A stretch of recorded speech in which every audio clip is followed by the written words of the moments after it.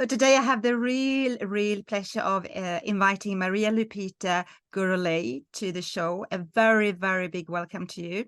I'm so thrilled to have you here today. I'm so honored. Thank you so much for your invitation. I'm really excited about it because I get to talk about it in a different way that I haven't before. So I'm really looking forward to it. Thank you so much. And thank you. So we are going to talk about the greater scale of stuff and things that truly affect humanity from a broader perspective as well. And I get goosebumps as I say that. So let's dig in. First of all, Maria, can you please tell me a little bit about yourself? Who are you? Sure. So yes, thank you. Maria Lupita Gurule. I am in Santa Fe, New Mexico in the United States, and I am a death survivor, a near-death experiencer. And from that event, I became, over the course of these last 23 years, a soul reader and a wisdom keeper.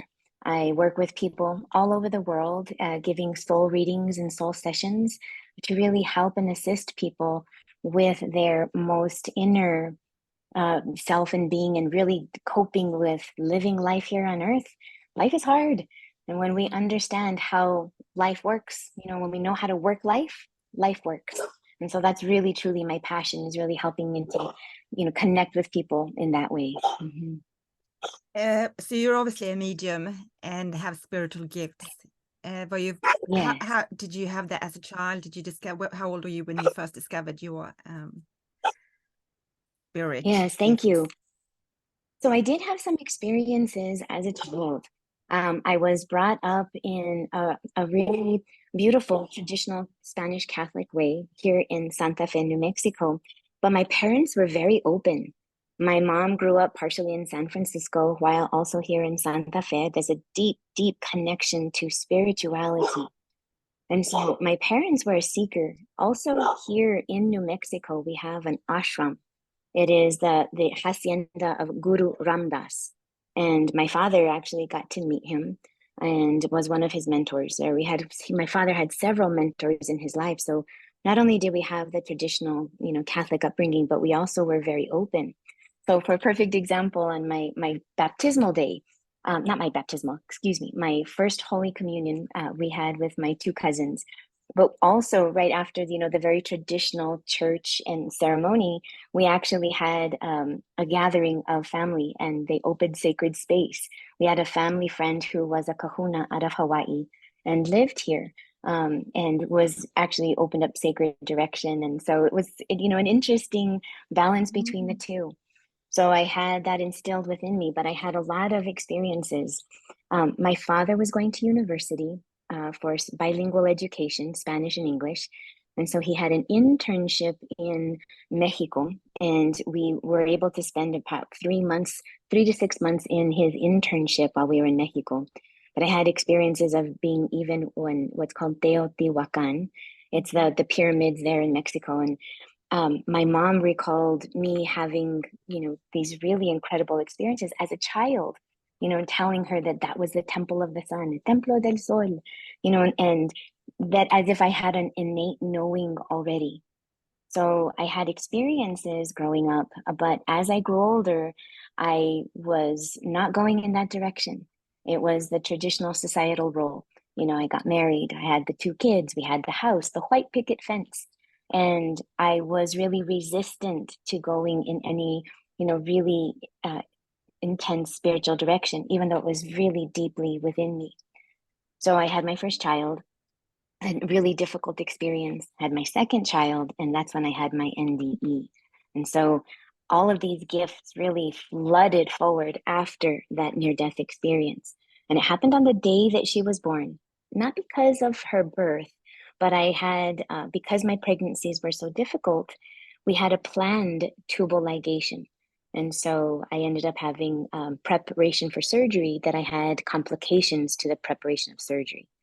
And it was after that experience that I really began to discover mediumship was the first, and psychic medium, those words are sometimes interchangeable, but not necessarily, because most mediums, do have that psychic ability, but not all psychics do connect with loved ones who have passed. And had a lot of difficulty even trying to come up with words to describe what I do because I never had intentions of it.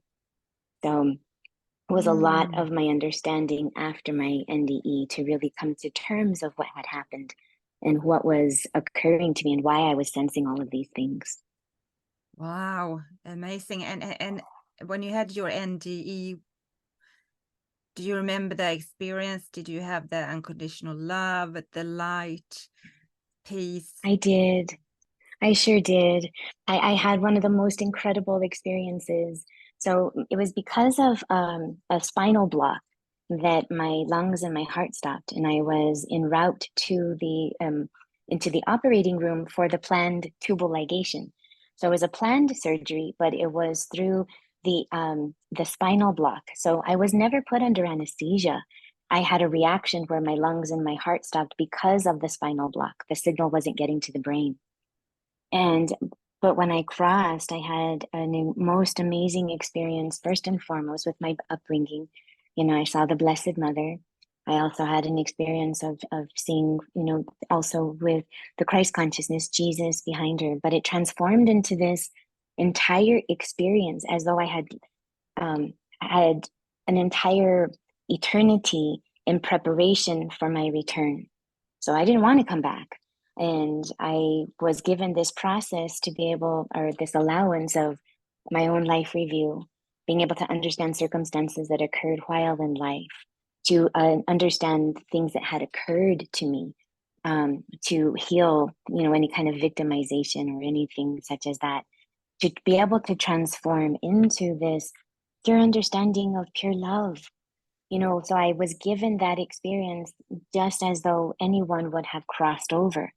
My body was still viable on the earth plane, but I was having a whole lifetime on the other side of this healing and this cleansing and release to be able to have a choice to be whether to return or not.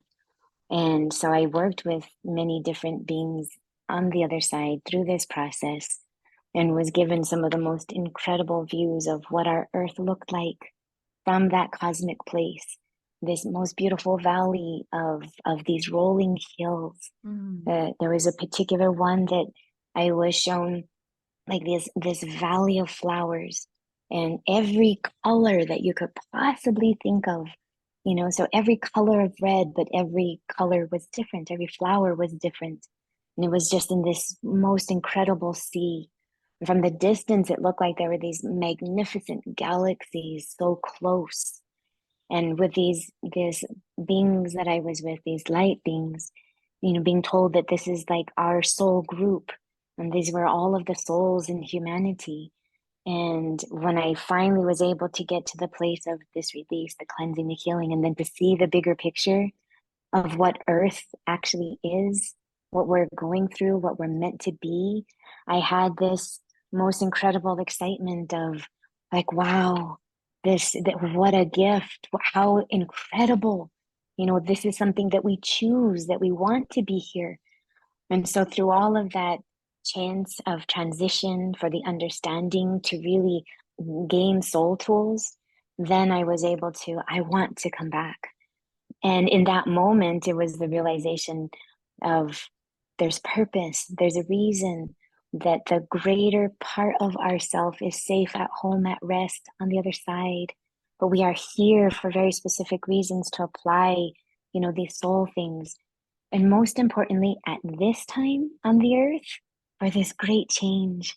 You know, we're undergoing one of the most incredible shifts in the planet, you know, and all of the universe waits to watch what happens here, to see what is going to come of this and how it is going to unfold. So it is amazing to be here.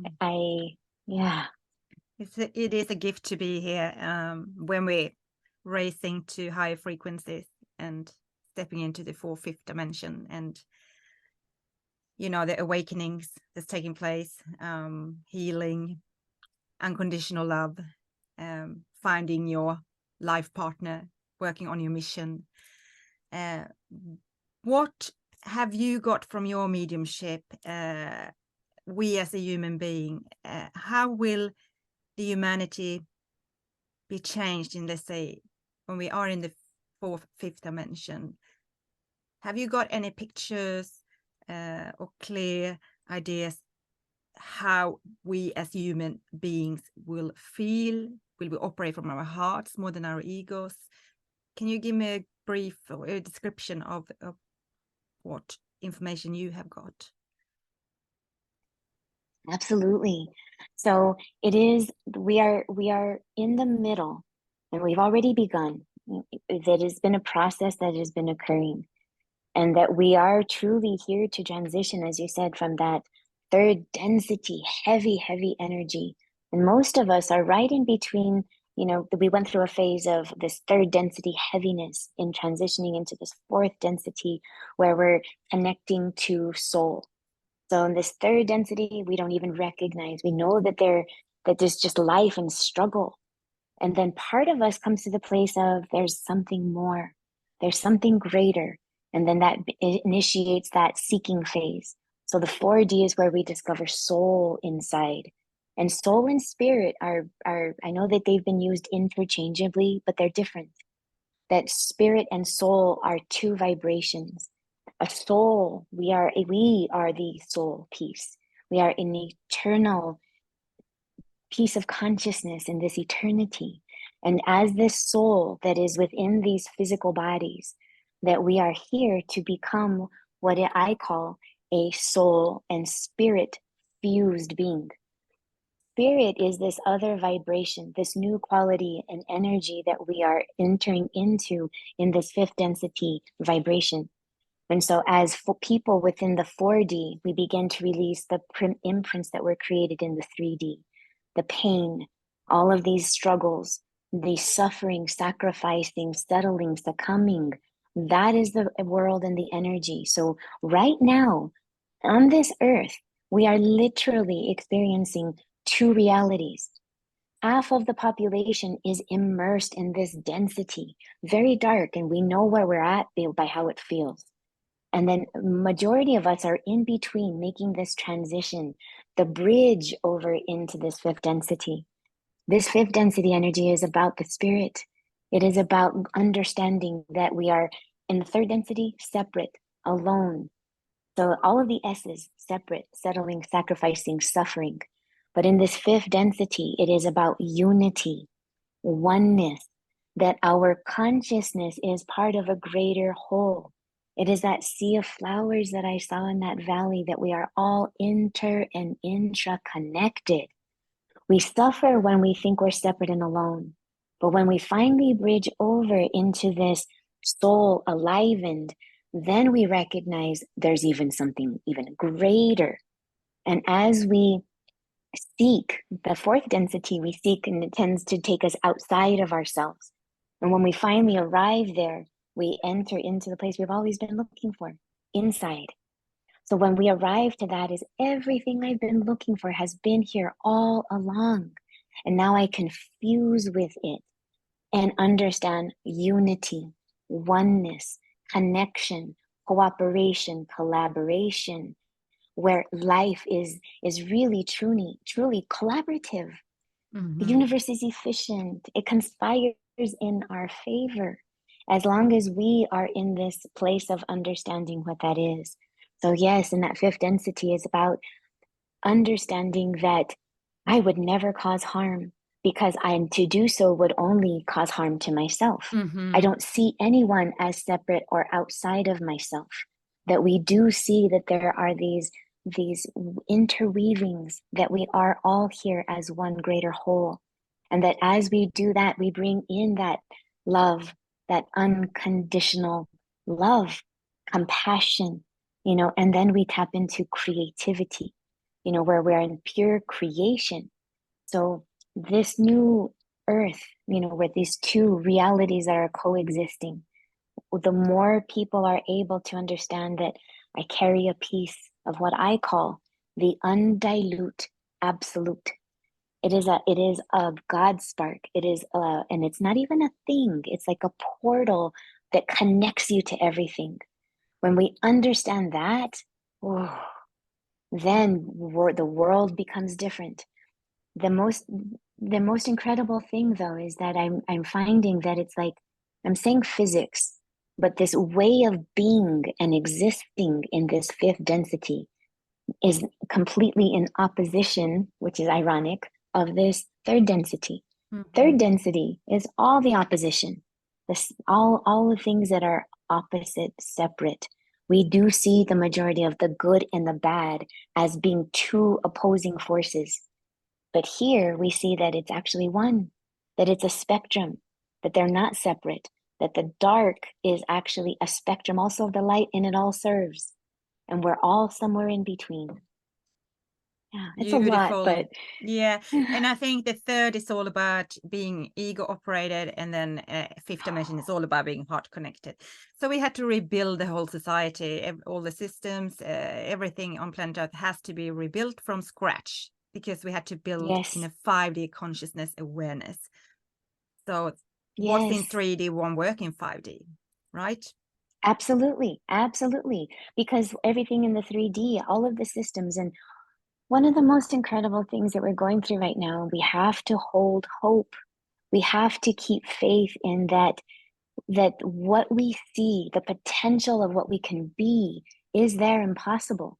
And exactly as you said so beautifully, is that we cannot operate in those same way when we're out for ourselves, out to gain, without consideration for others, ego-based driven systems.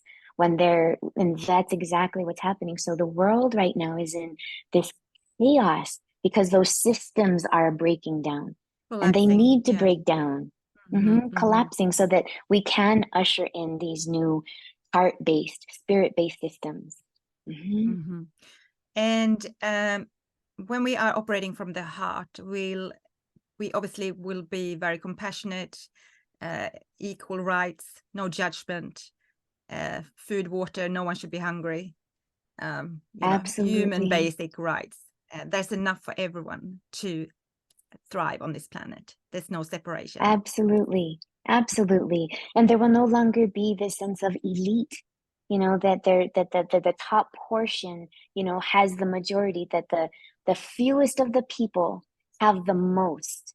And where the most of the people have the least, that is in such opposition of the way that we are intended to live, that we're supposed to be collaborative, cooperative with everything for everyone, where it's given, where we don't see separation and that gain, and we're not out just for ourselves, that we truly are open for all of humanity. And another really interesting thing as well is in 5D that we talk about knowledge and facts. We all have it within us, in our subconscious. Everything that we need to know is within us. Do you agree with that? Yes, absolutely. So one of I say, a wisdom keeper, it is about this, when we, as a person, as a being, really do step into understanding soul and spirit, how we operate and think within ourselves, how we connect to the world, that it does bring in this higher quality of wisdom. Knowledge is just facts, as you said, but wisdom is the application of what do we do with it?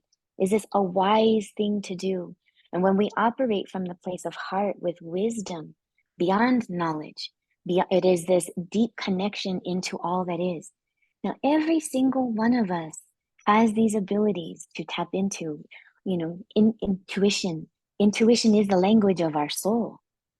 As people tap into their own innate being, then they recognize that all of the universe is vibrating, communicating, speaking, that we tap into something. The ethers, the ethers, and heaven is not a place that we go. I'm not going out to collect something and to bring it back in. What I'm doing is I am allowing myself to settle, to feel, and to connect. And when we connect, you have access to all. And so that is that language. When we connect to our soul within, then we fuse with this energy, then all knowledge, and then wisdom to apply it. Absolutely. Beautifully said. Great question. Thank you so much. And I think that when we need to create the new 5D world with systems, and I mean, we talk about everything literally. I think spirit will help us. So we will have our intuition guiding us through teamwork, collaborations. So the higher spirit will help us recreate the new earth. Absolutely. So that's what we really, when we tap into soul and we're connecting, we have this higher part of ourself. So when I truly do say that the greater part of ourself is safe at home, at rest on the other side, only a part of our awareness and consciousness is in these beings, we can connect to that greater part of ourself that can usher in, convey, assist, guide, all of that is there. And that's what we're meant to do, that we're meant to be here as these beings and become these spirit and soul fused beings exactly Yes. for that. And we want animals, plant kingdom, Mother Earth, human beings to be in harmony with each other. We should all have our own integrity, respect for everything that is alive. And basically everything is alive because everything is energy. Yes, and the honoring of it, that there is a balance and a harmony to things. But when we are able to not just be consumers, to consume, that also there's a destruction and a destructive energy within that because of consumption. And we're not even considering, the detriments to the fine balance of nature and the planet. And so we're experiencing all of that now. And so as we go into this place and hold ourselves with integrity, a sense of soul responsibility, then we can naturally operate from that place of no harm, balance, to be able to create that new way of being, where we feel at ease and we're not battling the world. And do you think we will have any karma left in the 5D, or is karma deleted altogether? Well, and it's interesting because karma is, the universe is always wanting to create balance. So when we understand that karma is that we ourselves are creating our experiences, and that if we create something that is out of balance, that we ourselves will naturally have to go back into balance. And so if we have these incarnations where we do recognize this structure of balance, a way of being with harmony, that we can eliminate that need for owing, of the karmic debts, because we will naturally operate in ways to understand, if I do that, I cause harm to myself, I will have to answer for it. So I'm not going to go in that direction. So we will naturally hold ourselves with a higher state of responsibility. And so, yes, that karma. I think karma is neutral, right?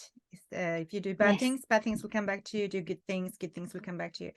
So let's focus on positive karma, where in 5D we do really good things for each other. We all apply good karma. So we're spinning the wheel upwards, and whereas in 3D it's going downwards. So we're drilling up.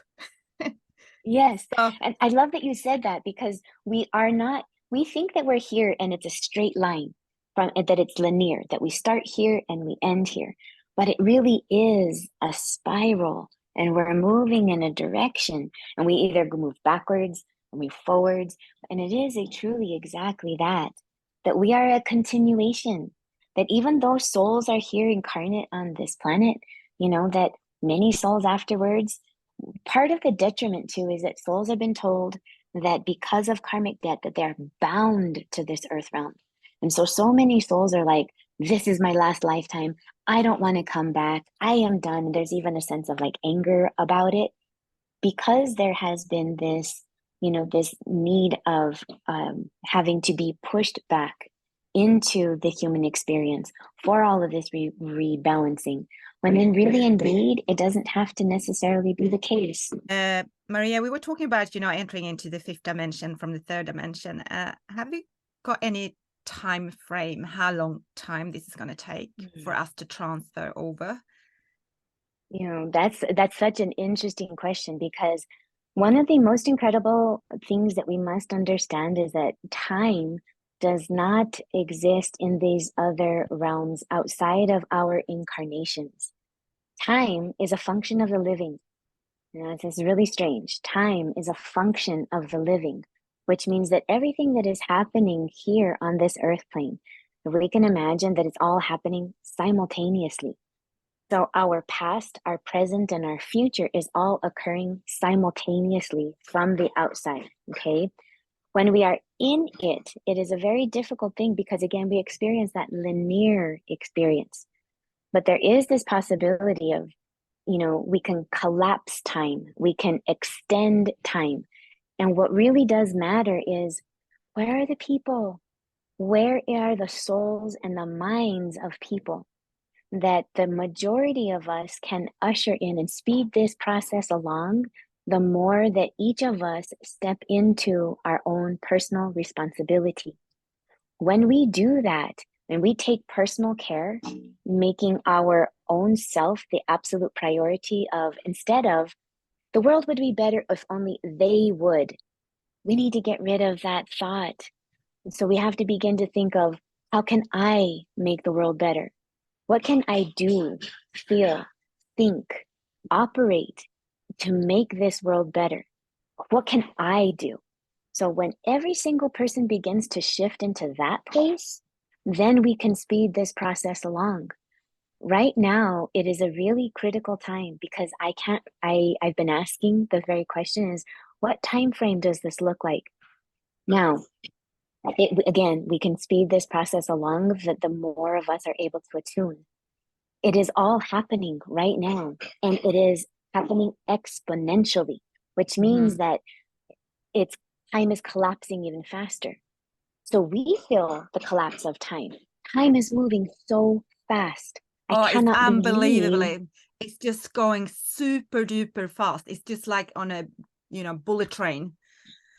Yes. And for Compared people to a who are snail. suffering, compared to a snail. However, those that are in the place of the 3D, the suffering, that they feel time is extended. So for those of us who are, and it's because of the suffering, the extension of the suffering. So we are sensing time speed up, which is a very, very good thing for us because that is showing this acceleration of this process where eventually we will become, as these systems break down. But in the meantime, these systems have been built for hundreds of years. So they're collapsing faster and faster. And that's, the world doesn't want the collapse. And this is the most difficult thing. Even those of us who do indeed want to usher in this new change and shift into unconditional living in spirit, we are tuned in and fused into the systems of the world. And so we have to begin to bridge that within ourselves. More of us that are able to do that can really help this process. So what does that look like? Am I living sustainably? Am I living in balance? Am I contributing goodness? And so and we don't even have to think about like, well, what can people functionally do? So if we say, we've got to go out there and fight, well, you're part of the fight. No, you're contributing to more of that energy. You're recognizing the opposition and you're screaming towards it. So you're just giving it your energy. So instead, we have to completely let that part go and say, attune to, what does this new world look like? Balance, cooperation, harmony. So then we think of, what can I do today, right now, to usher in that new energy? What can I think differently? What can I do just in this moment? So rather than going out there to fight the systems, those are collapsing. Instead, those that are infused and those souls that are part of that work are doing that work. The rest of us can really truly say, what is that I need to do in my world? How can I operate better within myself? What can I think better? Or how can I contribute in a different way? So each person who steps into themselves, that takes that personal responsibility, oh my gosh, the world would be an entirely different place instantaneously if we were to do that. Absolutely. And as I said yesterday as well on my when I met Hans Wilhelm, I said, be the change you wish to see. And it all starts from within. If we all take responsibility with kindness, it doesn't cost much to give someone a hello, a smile, but it has a massive ripple effect. Absolutely. A massive ripple effect. And that's exactly what I mean. If every person stepped into that, you know, and what we just really need to think of in this new earth is, you know, beauty, goodness, and holding on to truth, you know, beyond all of this. So truth, beauty, and goodness, you know, those are the most important things. And so we've got to check in with ourselves as, am I being true to myself? Am I seeing beauty? Am I contributing beauty? Is there goodness? Am I seeing goodness? Am I providing and offering goodness? You know, those basic principles can guide us at a soul level, no matter what our activity is, no matter what role we play in the world, then we can operate from that place of that responsibility. So the spiritual awakening is actually leading you onto the path where you are stuck in 3D, having a spiritual awakening a few years, 3 to 5, 6, 7 years, whatever. Lots of pain, lots and lots of pain, lots and lots of healing.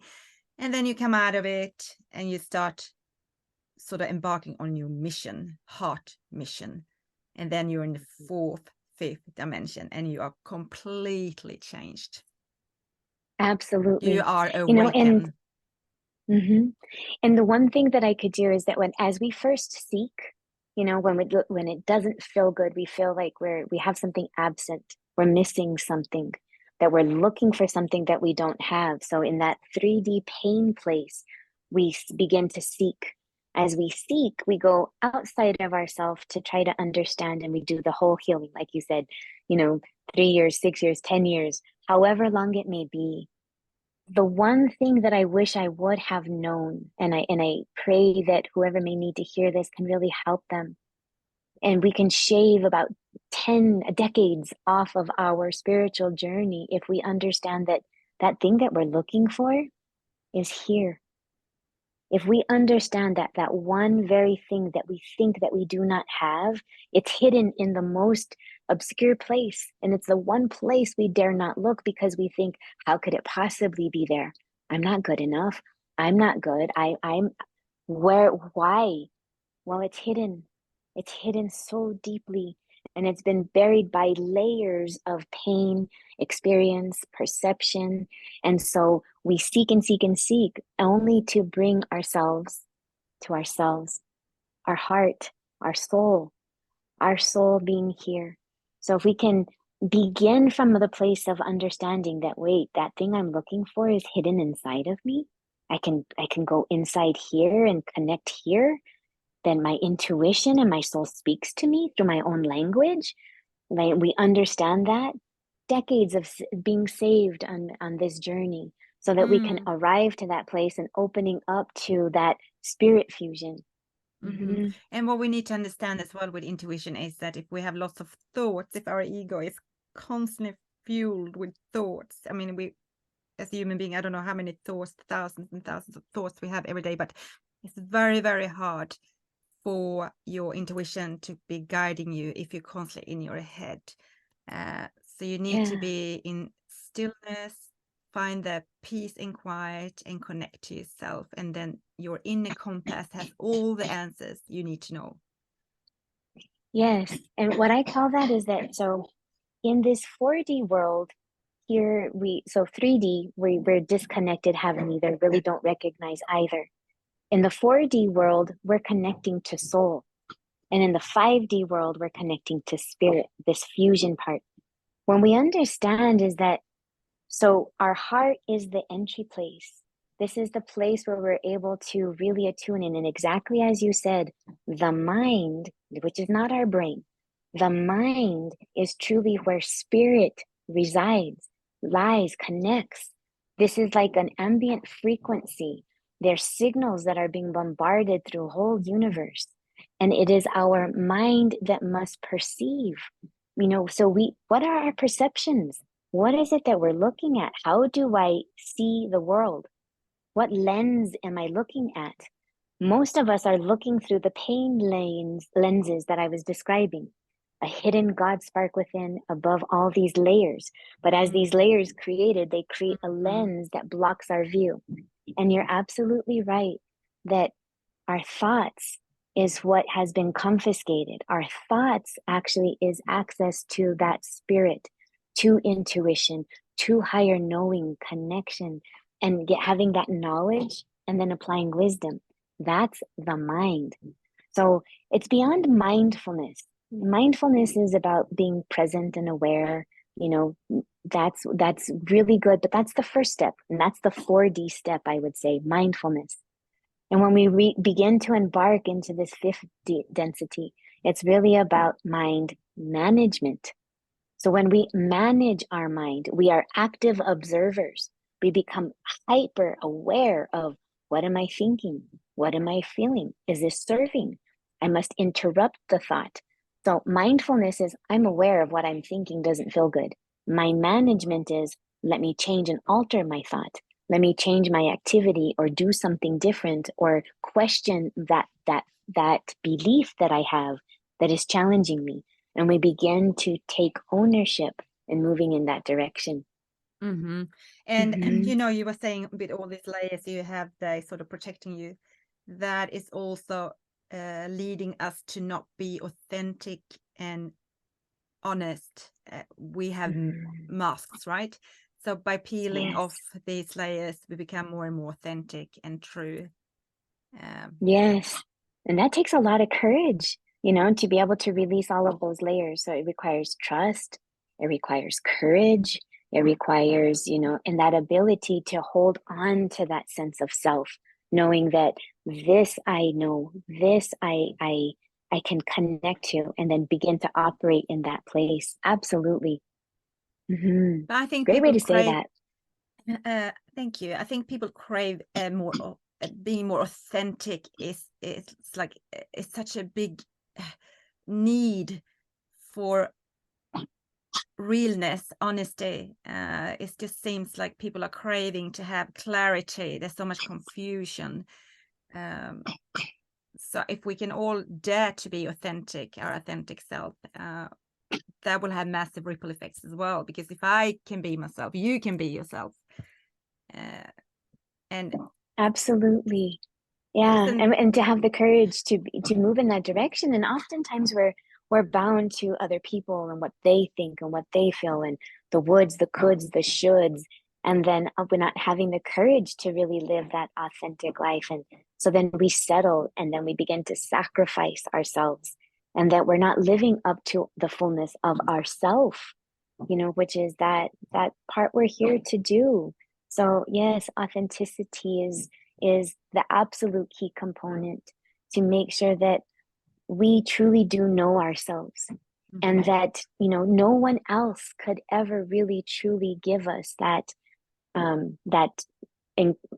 we can be encouraging, but when we're looking to others for the answers, when we're looking for others to give us the okay, you know, that their experience, the validation, their experience is going to be different. That every single person, even twins that are born identically, you know, still have their own internal world. And so we must be willing to know ourselves, connect to ourselves, and operate authentically from that place of courage. Yeah, and we have to remember as well that people act and judge depending on how they feel about themselves. So what others do and say about you is not real, it's an illusion. Exactly. And the hardest part is that if they're in our world, in our environment, they're there to bring something to us that we haven't yet seen. Maybe there's something inside of ourselves that we need to identify, connect with, claim, you know, or release. And so when other people are in our experiences that are bringing us something that is, you know, questioning or opposing, it's ourselves.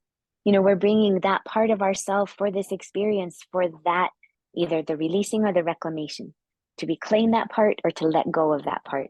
And so we're all in these dynamics with each other to push each other along our soul's journey. But we get caught in it. You know, we get caught in the personalities, we get caught in the situations, and then we stay stagnant and stuck rather than having flow and movement. Is that because we're operating more from an emotional state rather than authentic? Absolutely. And see, oh, I love that you said this. We are not our emotions. Our emotions are messages. Okay. If we're stuck in an emotion for a prolonged state, what are we not receiving the message? You know, if we're having a particular feeling that transitions into a mood or an attitude, those are parts of our soul communicating to us. If we are in pain and but where our pain stays prolonged, what am I not changing? What do I need to change that I'm not? What do I need to bring in that I have fear that to do? You know, so we have to understand our emotions are there as a guidance system. When we get the emotion, we say, thank you. Thank you for giving me the message. Now I know that I need to pursue it in this direction or change my thought or go in a different direction. So messages, you know, comes through emotions as a language of part of our soul's communication to us. Beautiful. Thank you so much for that. Maria, what do you think in terms, have you got any messages from Spirit about food? What kinds of food? How will our diets look like? Interesting. So more in balance with and natural. So the whole planet has really over these last several decades, I mean, there's so much, you know, of course, pollution and all of these different things that are occurring. That food, that we're returning more to a sustainable, natural way of living rather than living on these massive consumption scales, that people are going more towards individual, sustainable, quality, community living. And so in the future, you know, when all of these systems become back into balance, all of these artificial things that have been created will be eliminated because those are part of the system. All of the dyes, the chemicals, all of the products, and that those it's not food, it's not nourishment, it's part of the system. And it's not authentic. So everything in 5D will be authentic, clean, honest, organic. Yes, clean, honest, organic, and then really truly sustainable community living.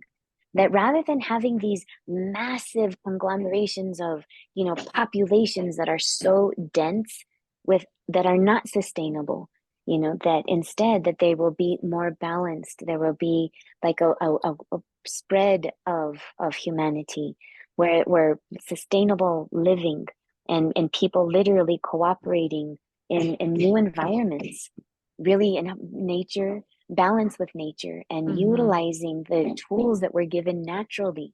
We have free ambient energy that is available, but it has been confiscated, not allowed. I can't even imagine how many patents have been created and suppressed for this clean living. And so eventually we'll be able to get there.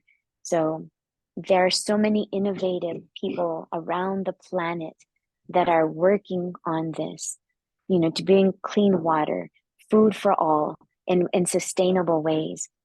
Those of us that are here, we're in the part of ushering in this new change.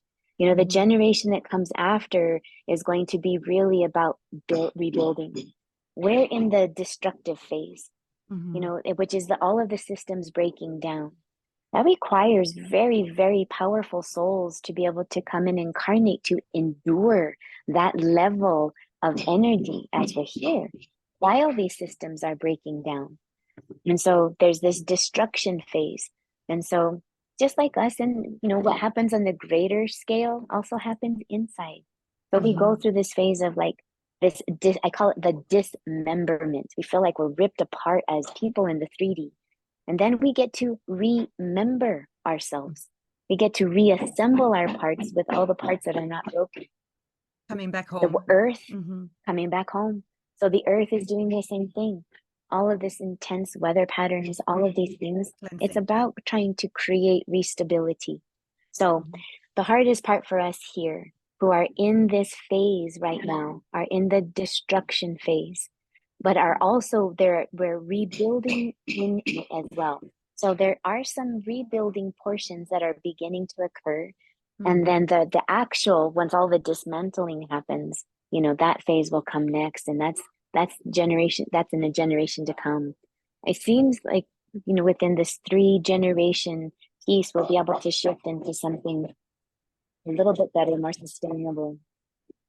Yeah, and as you were saying as well, we're living in 2 parallel worlds. Like we have the 3D circling on this side here, and then we have the 5D on this side, and they're sort of intertwined because we have people in between with the 4D. They're sort of going from 3, still popping over to 5D and going through the journey.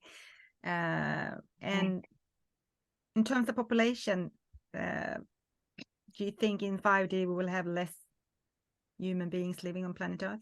Yes, absolutely. So now the massive population that's here really, it has to do with that idea. So here's the thing.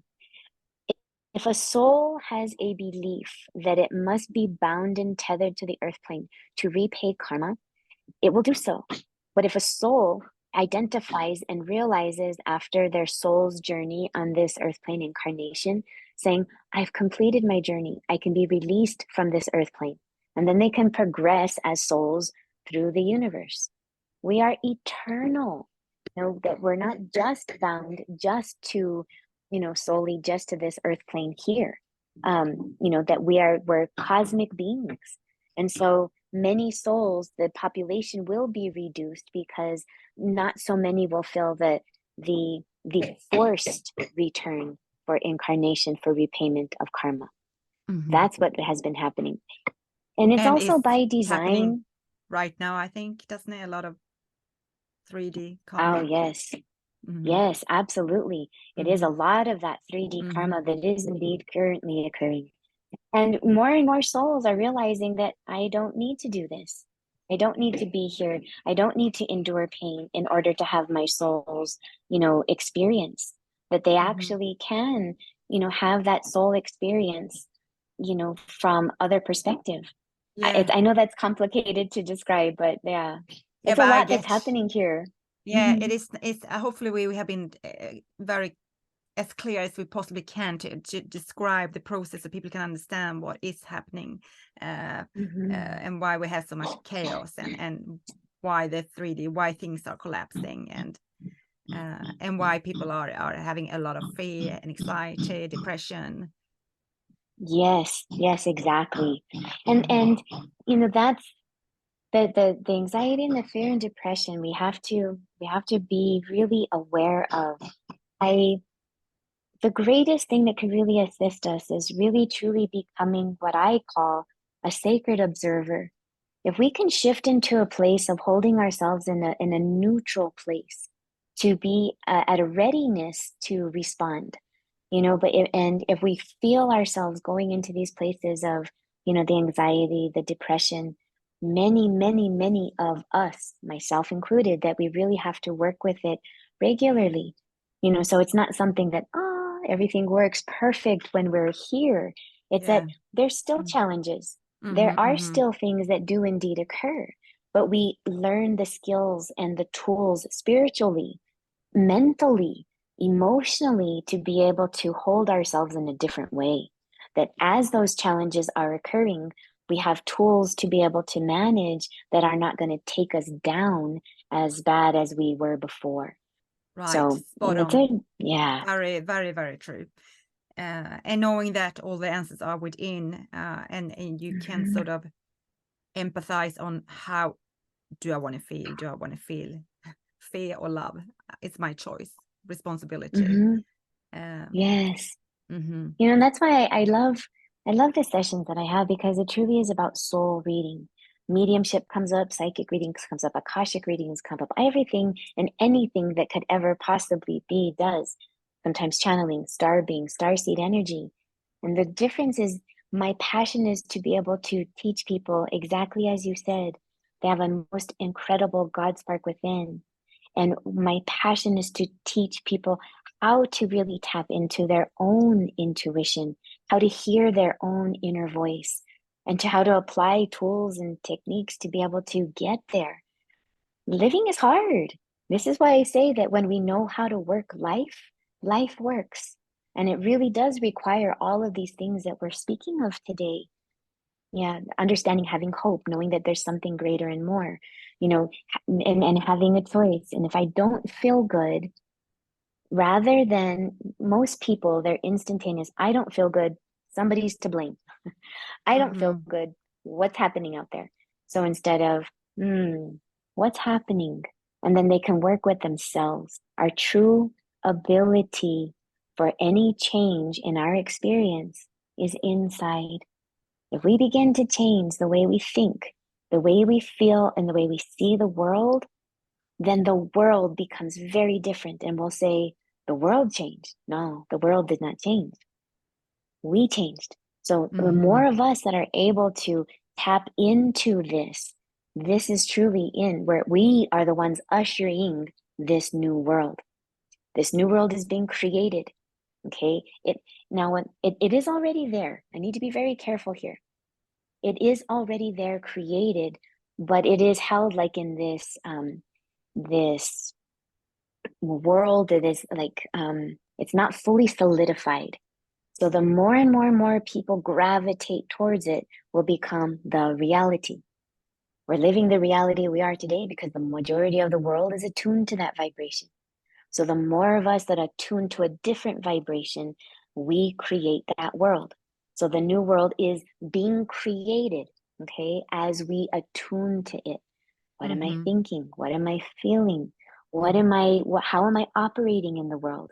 Is this attuning to that new vibration?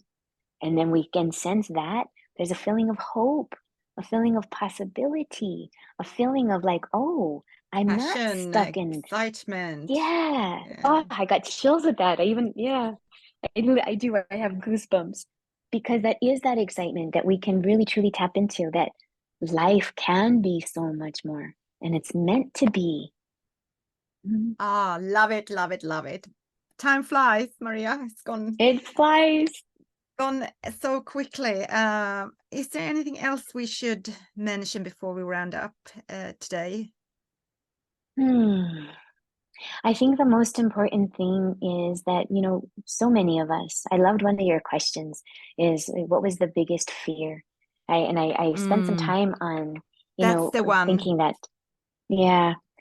And so here's what I really can say is that all of us are going through something, that even I myself am going through one of the biggest transitions that I have ever gone. The biggest fear is loss, so when we attune to a sense of loss, then we really do tap and tether ourselves into that third density energy and vibration. So we have to understand is that as we move into this new 5D energy, there must be a willingness for release, a total letting go. And because you truly have lost nothing, nothing has been truly taken away. We could be without a home, we could be, and I currently am right now, right in transition, of that, but yet So you, still feels fully stable within. Go ahead. so you lost your home. Yeah, I recently I'm going through a big, huge transition. So one of the Wow. greatest fears of loss. So I've lost my parents. I've lost my oldest brother. I'm the oldest one in my family now. I literally just this past weekend moved from a home at a distance. So I'm right in transition, right in this moment. But in this moment, I know that whatever is occurring is to usher in. We have to have a willingness to release the things that do not serve and to have that courage to step into living that life authentically, and a willingness to go in those directions, to take that most personal responsibility, because this world will not change unless each one of us takes that personal responsibility. So as we do so, we have to have a willingness to allow things to transition. The safer, greater part of ourself is on the other side. We're here to help bring in that soul spirit energy, to be able to go through our challenges, to go through these transformations authentically with a sense of anchored, grounded assurity that things are okay. I'm going to be okay. Life is okay. We have these tools. We have a way of living where we are okay. And when we hold on to that, knowing that no matter what is happening around us, that's all we really want. We want really, truly to feel so anchored and solid within ourselves, a steady sense of peace within, even though we're amidst a bunch of turmoil. If we can learn that skill, oh, the world would be so different. So that's what we're here to do. Anchor it in, hold on that sense of stability, hold on tight, and even though the turmoil is happening around us, because we are the ones anchoring in. We are like antennas anchoring in that love, that unconditional love that you spoke of Oh, at the very spot beginning. on. Mhm. And I can understand the journey as well, because I've been in 3D, done my lots of fear and ego and all of that, and going through the awakening, and now having no living in with a lot of uncertainty. And had I been in 3D, I would have a panic attack, but I'm not even worried. I'm just, it will be okay. It's going to be okay. That's what I say. Like, I don't have I my don't know thoughts. how. I don't have these destructive thoughts, because I have practiced self-love and self-respect. You nailed it. You nailed it. I have self-respect. I have self-love, and I'm not allowing those destructive thoughts to even enter into my being. That's where our true power lies. It really truly does originate from, what am I thinking? What are my thoughts? There are these two influences, and one will definitely hook us. I call them hooks, is that as we're thinking of things within the mind, whatever was going on within our mind will eject like this little hook. And as we're going through the world, these hooks can get really snug. So we've got to be careful that, where am I ejecting hooks, or am I soothing my mind? Am I alleviating my mind? Am I even, why should we even entertain, think about this, negative, unhelpful, destructive thoughts? Why should we even allow them within our being? If we are listening to voices that are telling us and making us feel things that don't feel good, what's talking? And why are we listening? So we cannot entertain those destructive thoughts that are trying to take over our inner being, our sense of self, our sense of peace. So we connect instead of the ego self, the part that was created from the perceptions. We learn to disconnect from that and allow the soul within to speak different voice. And I get now, pain is an illusion, because you create pain through your thoughts, but you are not your thoughts. So there is no need for suffering. Exactly. Exactly. And we suffer. We are in torment within our minds, and our minds create emotions. Our emotions create the feelings. And the feelings create destruction and distortions and dis-ease within the body. And so we create all of this turmoil and unhealthiness within ourselves, and it originates as a thought. Absolutely. So the more we can have mindfulness with mind management, that we interrupt that thought. No, that you have no permission to occupy my mind. I release you. I let it go. And we really do have to challenge those parts as they do come up. And that's what will really assist us, or it could really trap us. So when we learn to work those parts, we can really understand. And here's the other part of it too, is that to not just disregard the body, because our body is also part of, we have cellular imprints, we have instruction. There is energy that is contained within every single cell of our body. And so our body holds the memory. Okay, not so much the brain interprets it, it acts it out, it does this whole thing. So we also have to do things to help alleviate our physical symptoms as well. So somatic therapies that actually help us do some releasing, tapping, different pieces to help us and assist us. So when we bring our body, that is truly, the altar of our soul, our heart, that allows us to rise up and use our mind for source and spirit. So we have our source and spirit, mind, in alignment with our heart. open and compassionate, settled into our body that is operating in the world in a dignified, responsible way, the world would be so different if each person just takes that responsibility for themselves. If I can challenge one person to not say, it would be good if they would. If anybody says that, that is the first clue of what am I not looking at and what do I need to change? So yeah, the world changes when we change. And where do you hope we are in 10 years from now? I truly do hope that more and more people will begin to understand the sacredness of what they carry within. When I had my ND, and I've understood since, is that portal, that pinpoint that we think a tunnel that we go through is not an external thing. That actually is the portal of your own self. That is you're traveling through your own eternality. We have that portal. You have an undilute piece of the absolute, a God spark within that truly is that access. If we understand that, and more people attune to that and understand this responsibility, 10 years from now, we can really begin to create a solid foundation upon which can be created through the destruction. So where are we going to attune our energies? More into the destruction, or because destruction and more of that attunement just keeps us and binds us there.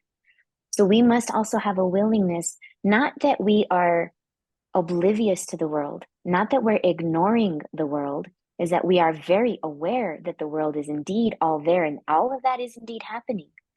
But I choose to engage my energy into future orientation where I am going to be okay. And the word is aplomb, APLOMB,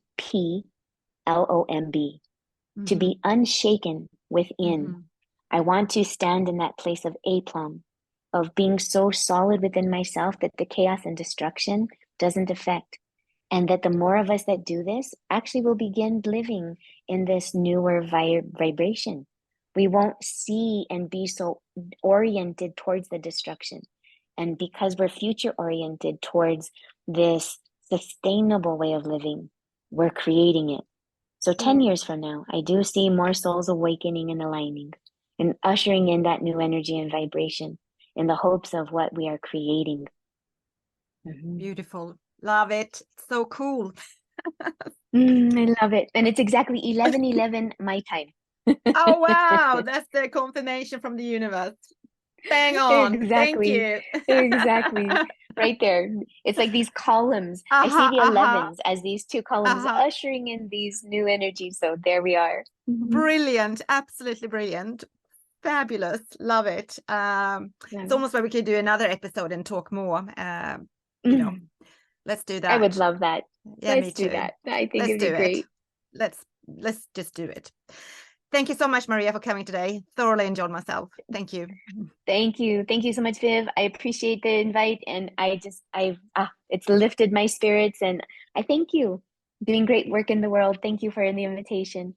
Oh, thank you.